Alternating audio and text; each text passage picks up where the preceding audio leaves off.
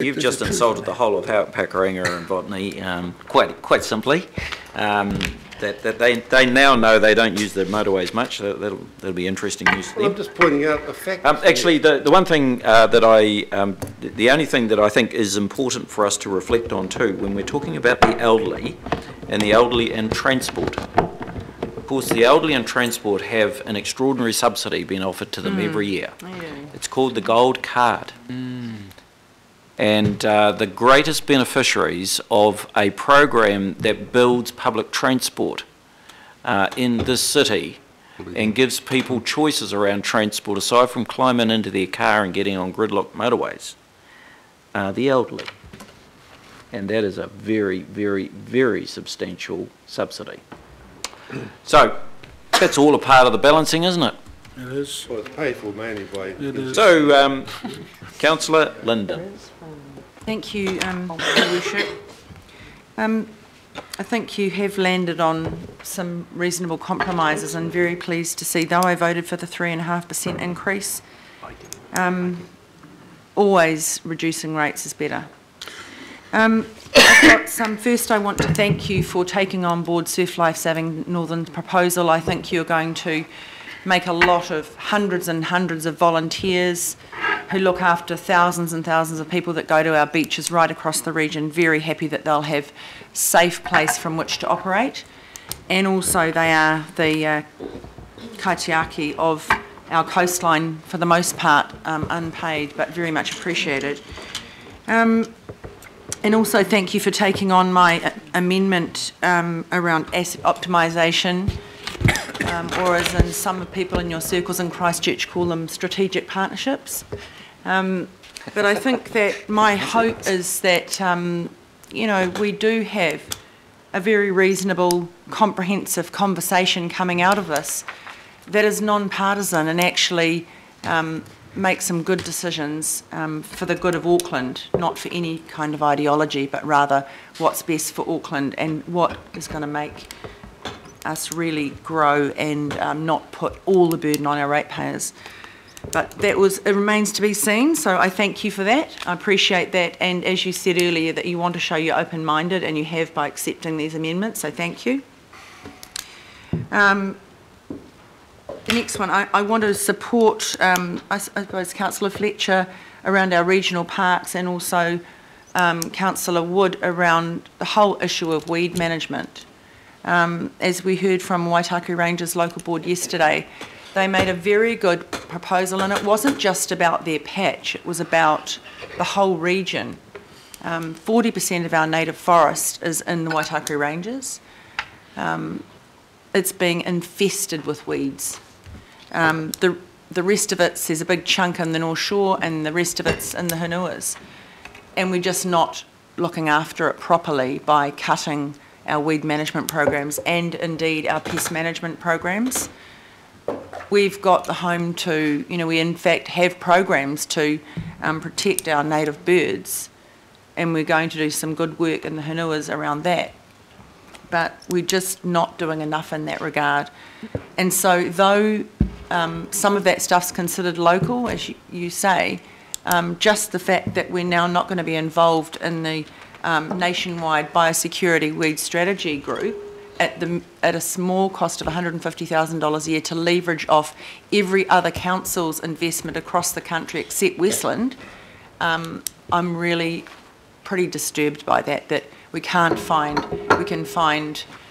you know, $250,000 a year for homeless every year for the next 3 years, but we can't find anything to manage the weeds and the pests that could destroy what actually is. Auckland is actually a very rural, forested region, much more than we think, and we aren't putting enough into that. So I'd hope that we can at least make the nationwide contribution, even if we can't do anything else. And the other, one other thing, well, two other things. One is, you know, we made a compromise around the business differential. We were going to do it over 5 years. We pushed it out to 10. And now we're proposing to push it out to 20 years. You know, that does concern me, and I'll be interested to see how that debate goes.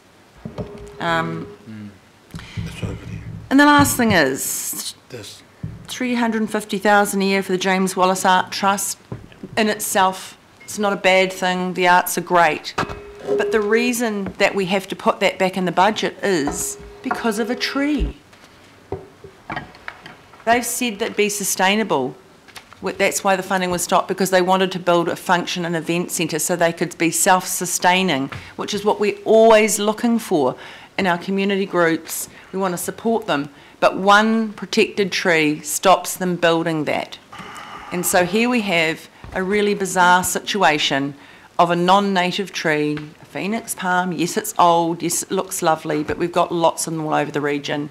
And here's an organisation that we're going to have to continue to fund at hundreds of thousands of dollars a year because we won't cut down a tree. So I leave you with that. It's just another example of where we shoot ourselves in the foot, or, you know, the left hand, you know, doesn't know what the right hand's doing. So sad but true. But otherwise, pretty good. Thank you, Your Worship. Thank you, Councillor Linda. And your comments about PAR, I suspect there's more work to do over the next few days. You know, I'm not entirely happy with that either. Thought it'd be good. Yeah, I'm sure we are very good at finding a way through, and we can find a way through here. Okay, Councillor Sharon. Thank you. I just wonder what exactly are we going to do for the people of Howick, Pakuranga, Botany, and I'm also including Pine Harbour and Beachlands in this, and I've said it time and time again. We have to cross over the water to get into the CBD or wherever. And very soon we're going to have another 40,000 people living out in Ormiston, Flatbush. We're going to have another 10,000 people that are going to be living out in Pine Harbour and Beachlands. We all know that the road from Pine Harbour and Beachlands is just really more or less a country road, which leads to Howick, Ormiston. Concerned when I have a look here, and I mean we only got this last night. Yep. To see you have got a whole lot of projects that are priority projects, but nowhere is there anything for the Amity part of Howick. We all know that Pakuranga Road is the busiest road in the whole of New Zealand. Yep. We've been told time and time again, and I haven't had anybody from Auckland Transport that has said it's wrong, that we actually have more vehicles that cross the Pakuranga Road than the Auckland Harbour Bridge daily. So I'm just saying, what is there here for Howick, Pakuranga, Botany, and including Pine Harbour and Beachlands? I can't really see anything too much. Councillor Sharon, there's an underlying commitment to Amity that's basically running through the existing budgets. So I know that there's a discussion at the moment relating to the flyover, but my understanding is that Auckland Transport are addressing that issue and will continue to make the strong commitments as we have made through continuous budgets to the Amity project as a part of our priority transport network. So, but over the next few days and leading up to the 7th and 8th, presents an opportunity for you to bring advocacy to the table on that, along with Councillor Dick. Thank you. I've got Councillor Bill. Oh, thank you, sir. And I welcome the paper. The headline figures of 2.5 is right on the money. But the transport tariff is a game changer. This is our chance to present the glass half full, in my opinion. $2 a week and $3 for business, 170 million extra in capital spend on transport.